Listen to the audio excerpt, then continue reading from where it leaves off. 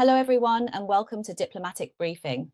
The 2025 APEC Leaders' Informal Meeting will be held in South Korea from October 31st to November 1st. Recently, the Trump administration has repeatedly released information suggesting that the leaders of China and the United States will meet during the APEC summit. In response, the Chinese side has stated that both countries are in communication regarding the relevant issues. As the anticipated date approaches, there is a group of people in the United States who are getting extremely anxious. On October 6th, Bloomberg published an article stating that in Trump's second term, US-China hawks are worried that Trump is becoming soft on China. These individuals are also concerned that they are gradually being marginalized within the Trump administration as the influence of the tech industry continues to grow. The article states that the concerns of the China hawks have become even more urgent with the possible meeting between the leaders of China and the United States. These individuals have already noticed that Trump has allowed TikTok to continue operating in the United States and has permitted NVIDIA to sell certain AI chips to China. The article describes that what further fuels their fears is that Trump has already shown a willingness to ignore the concerns of the hawks. Bloomberg notes that some experts are concerned that forces advocating for stronger commercial ties with China will become dominant. Pottinger, who served as Deputy National Security Advisor at the White House during Trump's first term, claims that the United States has already made significant unilateral concessions to China. Within the United States, the conflict between China hawks and the tech industry has been gradually intensifying, and it erupted last week when NVIDIA CEO Jensen Huang criticized the China hawks in a podcast interview, saying that these people are driven by shame and are unpatriotic. She also pointed out that only by supporting innovation and exports can the United States win in various competitions. Although supporters say that Jensen Huang's remarks were taken out of context, these comments have completely ignited the anger of the hawks. Former Trump advisor Steve Bannon even called for Jensen Huang's arrest and accused her of being an agent of Chinese influence. According to reports, although the White House insists it remains tough on China, hawks have noticed that recently Trump has removed many advisors advocating a hardline stance on China from the White House National Security Council, thereby weakening the council's influence. In September of this year, Trump withdrew the nomination of Landon Hyde to serve as Assistant Secretary of Commerce for Export Administration. This position is regarded as a key post in the US-China tech war, responsible for overseeing export controls related to national security. According to reports, Landon Hyde is a representative of the China hawks and has previously promoted several bills targeting China in Congress. This change has caused concern among the US hardliners on China, who worry that the government may adopt a more moderate stance on China-related issues. In addition, well-known China hardliners such as Rubio and Mnuchin remain in the Trump administration, but they have chosen to remain silent on China policy. According to Bloomberg, for American China hawks, the current China policy of the Trump administration feels like a return to the period before Trump first took office.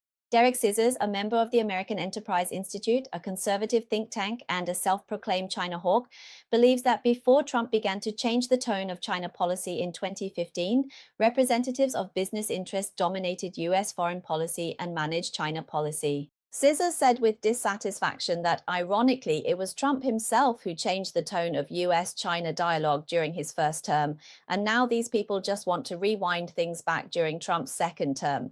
It's not just the China hawks in the US who are worried about Trump's China policy. America's little brother, Japan, is also concerned.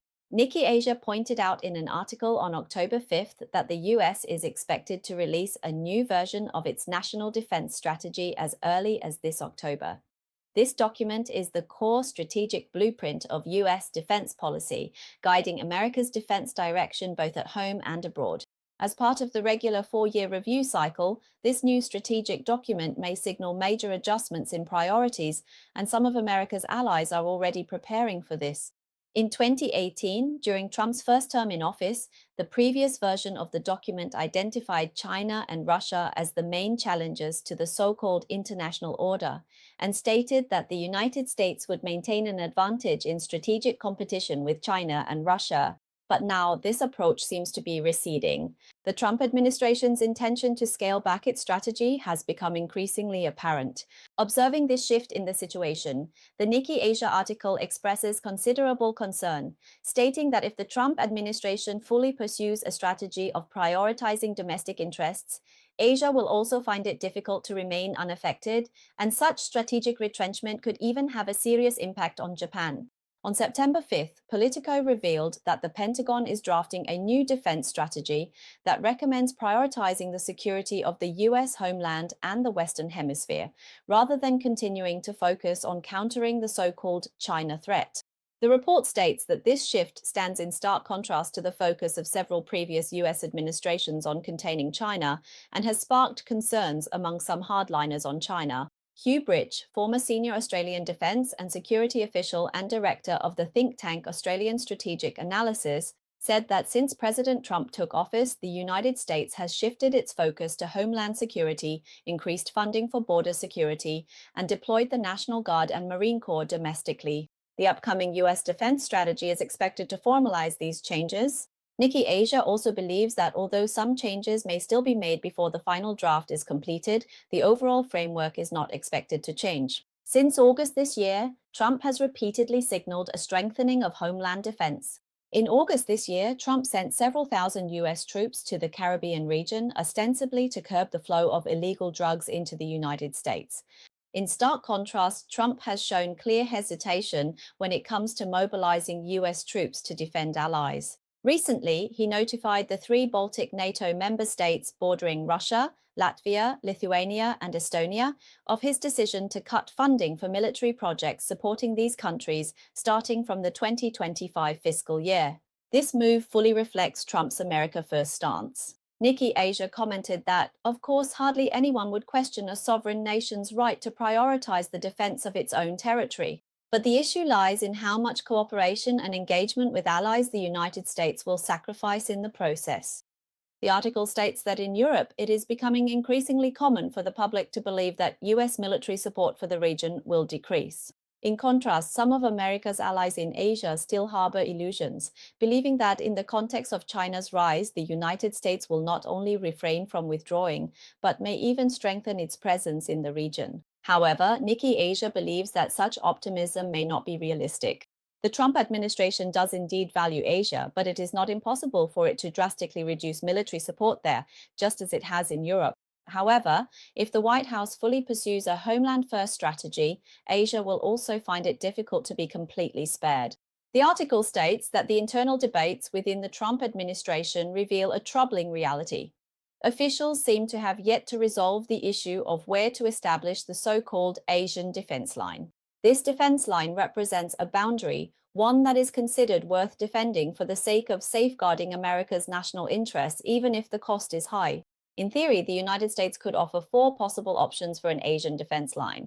For decades, the US has generally maintained a posture that includes Japan, South Korea, and Taiwan within its defense line.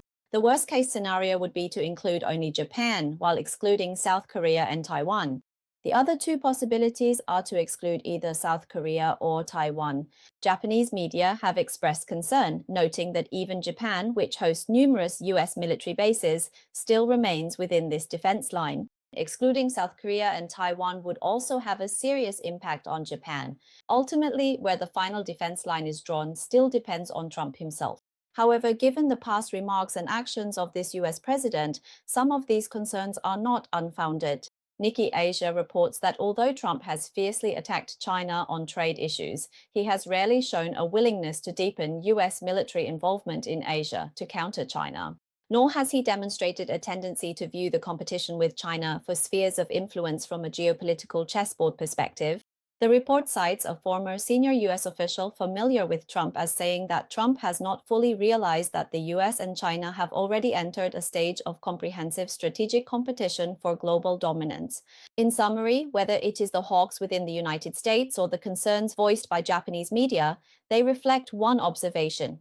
The Trump administration does indeed have the opportunity to pursue strategic retrenchment, and there are some ideas about dividing spheres of influence with China. If things are really as the Japanese media have analyzed, Japan is very anxious. From being a logistical support base for Taiwan and South Korea, after a US strategic retrenchment, Japan would become the frontline position. In fact, America's allies should have faced reality long ago. Even if the US does not pursue strategic retrenchment, it is already extracting resources and capital from its allies to feed itself. If they are truly worried about US strategic retrenchment, the solution is actually quite simple. China has always adhered to a defensive national defense policy. As long as these US allies do not confront China, China will not retaliate, and everyone can prosper together in harmony. However, what these junior partners of the US need to learn first is to make decisions for themselves. Only by having their own strategic positioning can they stop worrying about the big boss constantly changing